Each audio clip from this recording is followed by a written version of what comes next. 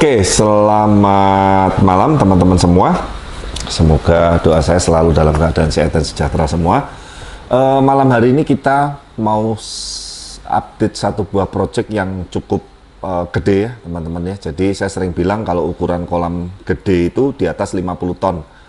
Kalau dia di bawah 50 ton sampai maksimal 25-30 ton itu masih masuk medium.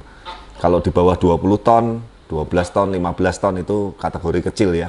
Bahkan terkadang ada yang mintanya ekstra kecil, 1 meter kali 2 meter bisa nggak? Bisa teman-teman ya. Jadi buat blessed people semuanya, kita mau bikin kolam sekecil apapun itu bisa. Tapi sekali lagi kita punya kena kuota RAB, kita juga ke kendala luar kota, kadang luar pulau. Jadi bukan apa-apa, sering beberapa, mohon maaf sebelumnya, ada yang permintaannya terlalu kecil, ya terpaksa kita belum bisa bantu atau kerjain karena faktor-faktor tadi. Nah, ini ada sebuah kolam minimalis yang sangat epic nantinya, Noval, dan pasti tidak akan selesai di tahun ini, karena kebetulan habis selesai pengerjaan masih tahap plumbing pipe dan pengecoran. Setelah pengecoran selesai ini, ada struktur lagi pengecoran untuk lantai di atas. Jadi kolam ini ada di lantai 2, setelah di lantai 2 ada lantai 3, lantai 4. Nah, jadi perkiraan kita akan mulai sekitar awal tahun kemungkinan. Ya, nah saya akan ceritakan sekilas dulu konsepnya. Jadi area rumah ini di PIK 2 di Jakarta ya, PIK 1 ya, PIK 1 sangat-sangat luas sekali lahannya. Kalau seingat saya itu lahannya mungkin sekitar 1.500 meter persegian ya, gede sekali. Bangunannya juga sangat besar dan sangat luas sekali. Dan kolam ini berada di lantai 2, sehingga waktu pengecoran struktur bangunan, lantai dan lain-lain itu harus bersamaan dengan kolam yang akan kita buat. Dan kita puji Tuhan salah satu kontraktornya yang sudah punya nama besar di Jakarta, ya mungkin teman-teman kalau searching namanya PT Arkon ya, sangat welcome sekali, dan kita dikasih kesempatan untuk berkolaborasi dengan beliau melalui project di customer PIK 1 ini. Dan ini adalah referensi salah satu customer lama kita dari Medan ya. Beliau, terima kasih Mr. Agus Medan yang sudah memberikan rekomendasinya. Jadi intinya kawan beliau bikin rumah mewah, bangun rumah mewah, kolam dan lain-lainnya dipercayakan ke Bless. Ya sayang kolam renangnya sudah ada vendor yang masuk dulu, makanya kita juga nggak bisa otak-atik juga, karena tadinya beliau nggak tahu bahwa ternyata Bless bisa buat kolam renang juga. Jadi mungkin buat para Bless people dan lain-lain, jadi selain kolam koi, selain mega tank, selain aviari, selain landscape, selain taman, kolam natural, kita bisa juga membuat kolam renang, kolam artifisial, kolam reflection, ya intinya yang berhubungan dengan air atau taman atau outdoor, kita saat ini sudah sangat lengkap sekali. Nah, singkat kata kolam ini ada di lantai 2, teman-teman. Itu luas kolam plus filternya itu tonasenya kurang lebih sekitar 70 ton. Ya, cukup lumayan gede. Kedalaman air bersihnya itu 1,5 meter. Nah, sekali lagi saya bahas dulu mengenai kedalaman. Kenapa sih kok Bless itu sudah hampir tidak pernah, bahkan mungkin dalam kurun waktu 5 tahun terakhir, kita sudah tidak pernah buat kolam di atas 1,5 meter. Ya, bukan saya tidak bisa atau tidak mau teman-teman, tapi sekali lagi fungsinya secara efisiensi dan manfaatnya itu tidak signifikan. Dan bahkan saya sering jelaskan ke customer, sayang RAB-nya sampai 2 meter, 2,5, 3 meter, ini mau bikin kolam koi atau bikin sumur, saya pikir begitu.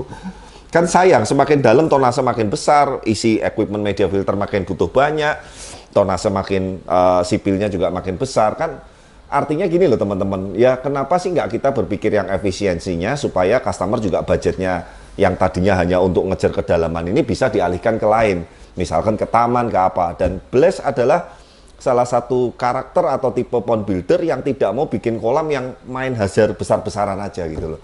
Jadi semuanya harus kita pertimbangkan. Nah, sebelum saya masuk nanti ke tahap selanjutnya, ada beberapa edukasi mengenai sistem filtrasi, mengenai sistem kolam, mengenai RDF-nya, kemudian kenapa pakai RDF plus media premium full BioCube, bahkan chambernya ini ada totalnya sekitar 10 chamber, Pak. Ya, kita rata-rata bikin kolam itu 5-6 chamber, ini sampai 10, sama chamber RDF berarti 11.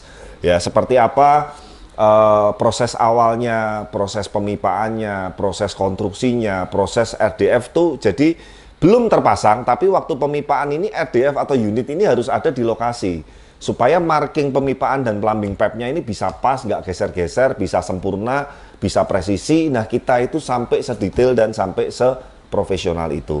Kita saksikan dulu melalui cuplikan video berikut ini.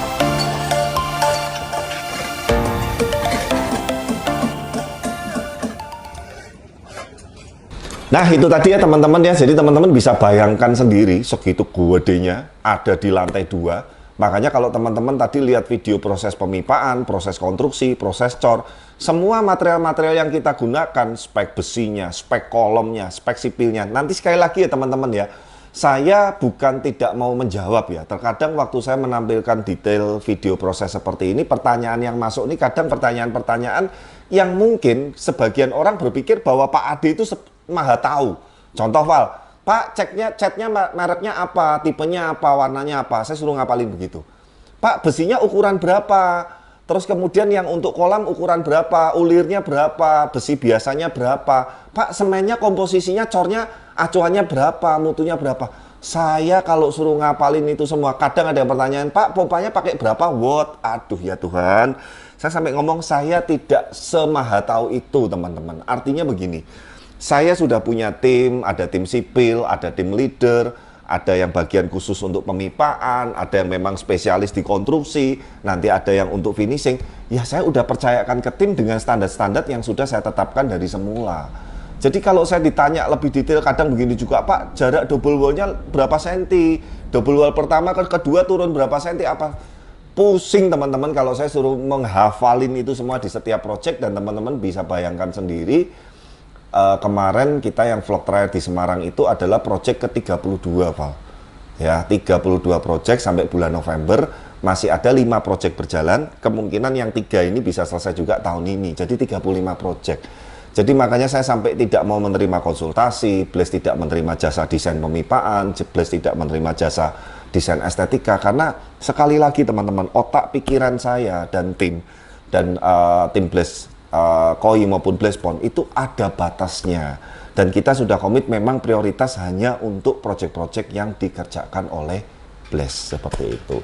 Nah teman-teman, yang pertama yang pesan saya sekali lagi, kalau membuat kolam koi di lantai 2 itu struktur, sipil, konstruksi, kekuatan, berapa tonase, ini pondasi lantainya ini kuat nggak menopang 70 ton, belum 70 ton ini baru secara cor-coran, konstruksi dan lain-lain. Nanti kalau udah diisi air, nanti kalau udah diisi media, ditambah ikan, ya kan, ditambah barang-barang di lantai 2, itu harus benar-benar diperhitungin yang matang teman-teman. Makanya kemarin ada beberapa customer lama kita, saya diminta survei, rencana mau bikin di kolam di lantai 2, saya begitu lihat, saya memang tidak detail ya teman-teman. Sekali lagi saya bukan lulusan arsitek, saya bukan lulusan teknik sipil, tapi saya dari jam terbang dan pengalaman itu ngelihat mata saya, ngelihat tiangnya, ngelihat konstruksinya, ngelihat ketebalan lantai atau apanya, saya udah langsung ngomong, Pak, ini kalau dipaksain di lantai 2 saya nyerah, saya nggak berani bikin.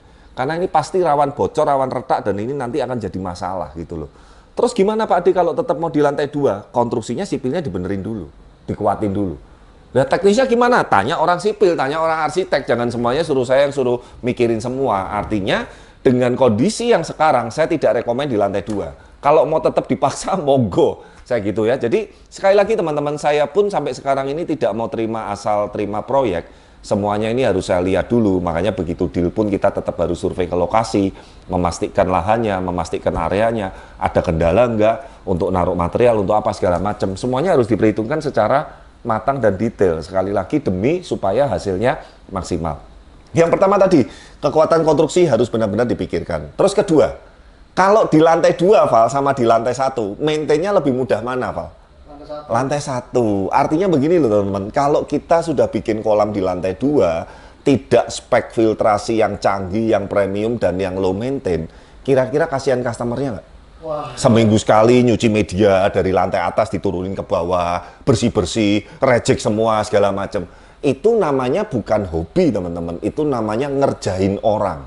Makanya saya sering bilang, banyak orang yang masih belum paham sampai sekarang cari pond builder, cari project kolam, cari harga kolam yang murah-murah. Ya sekali lagi, monggo kalau mau dicoba. Tapi kalau untuk orang sekelas beliau, bahkan sudah saya kasih RAB, tahu nggak dia ngomong apa?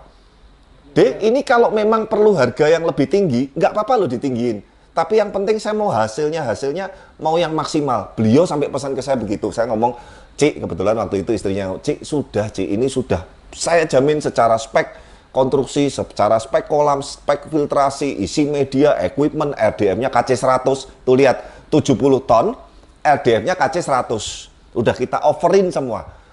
Chamber biologis biasanya 2, maksimal 3, ini 5. Coba bayangin ya, mekaniknya 2 atau apa, nanti saya nggak hafal ya sekali lagi ya teman-teman ya. Tapi intinya teman-teman belajar hal-hal yang harus diperhatikan, terutama buat sesama pond builder pun kalau dapat project yang besar, hati-hati. Semuanya ini harus lebih diperhitungkan ekstra. Saya ulangi, yang pertama mengenai untuk struktur dan konstruksi. Yang kedua, sistem untuk filtrasi ini harus yang premium, yang low maintain, yang easy maintain, supaya tidak merepotkan karena berada di lantai 2. Yang ketiga, estetika juga harus dipikirkan teman-teman. Estetika itu dari mana nanti menikmatin kolam koinya. Saya sudah saranin nanti di sini di area filter ini bisa jadi untuk duduk-duduk. Desainnya nanti tolong ditampilkan dan denah plan-nya.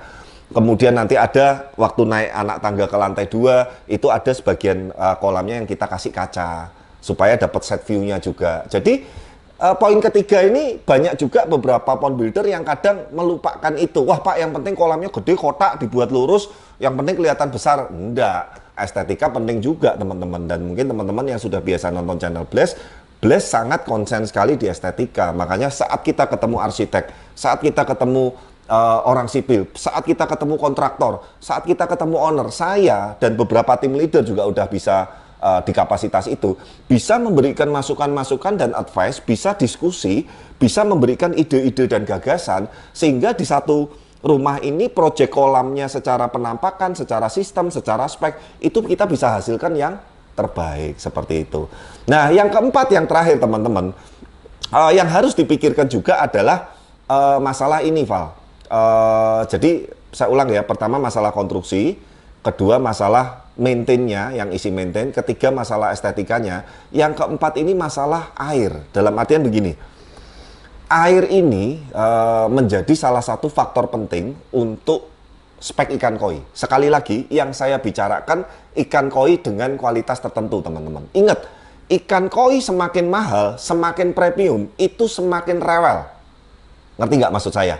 Ikan koi semakin murah, sekelas pasar, kalau kamu lihat di pasar-pasar, itu kuat-kuat. Ngerti ya? Saya pernah bahas itu di satu vlog yang nanti teman-teman coba cari ya, tapi kali ini saya nggak akan bahas detail itu. Nah, beliau ini sudah ngomong, kolamnya sudah sehebat ini, sudah segede ini, premium, spek filternya pakai RDF KC 100, konstruksinya sudah overspec, semuanya overspec. Terus kebayang nggak diisi ikan murah?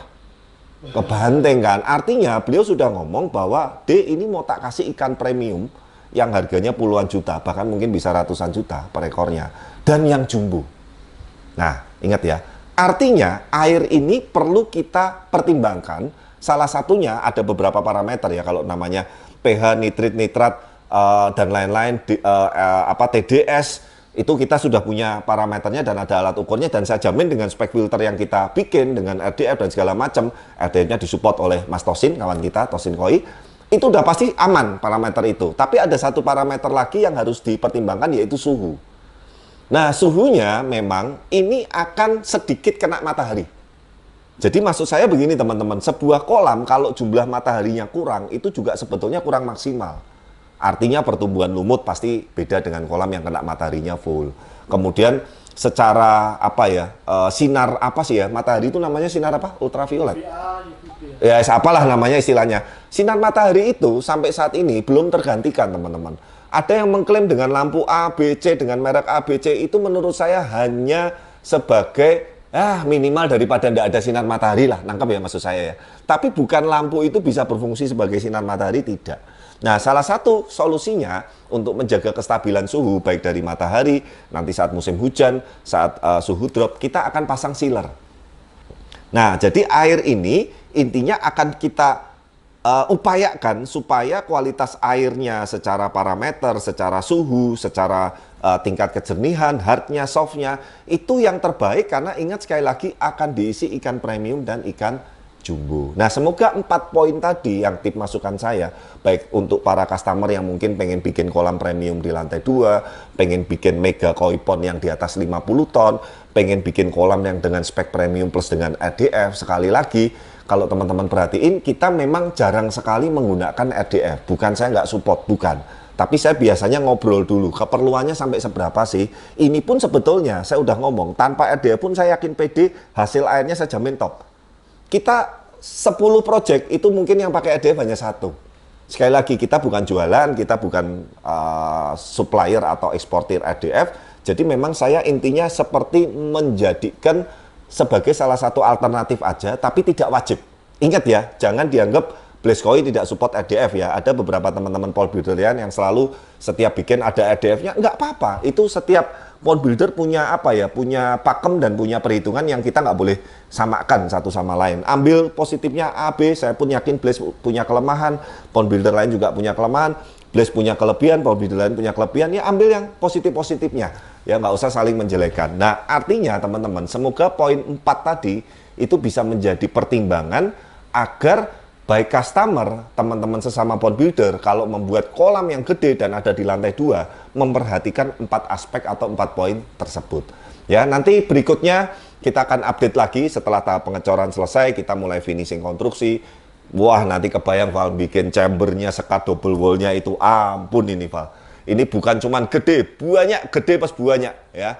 Dan saya jamin nanti hasilnya pasti top, rapi, presisi, clear. Flow-nya dari flow up-nya dari bawah ke atas dan segala macam saya jamin top. Ya, sekali lagi teman-teman, ada harga ada rupa. Tapi nanti bagi teman-teman yang sekali lagi ingin membuat kolam dengan spek yang premium, mau di lantai 1, lantai 2, mungkin pembuatan kolam renang, aviari, mega tank, taman, landscape, dan lain-lain, nanti langsung hubungin kontak di bawah ini. Terima kasih untuk supportnya dan sampai ketemu lagi nanti di next vlog berikutnya. Jangan lupa dukung terus channel kami, like, comment, subscribe, dan sampai ketemu di next video berikutnya. Bye-bye.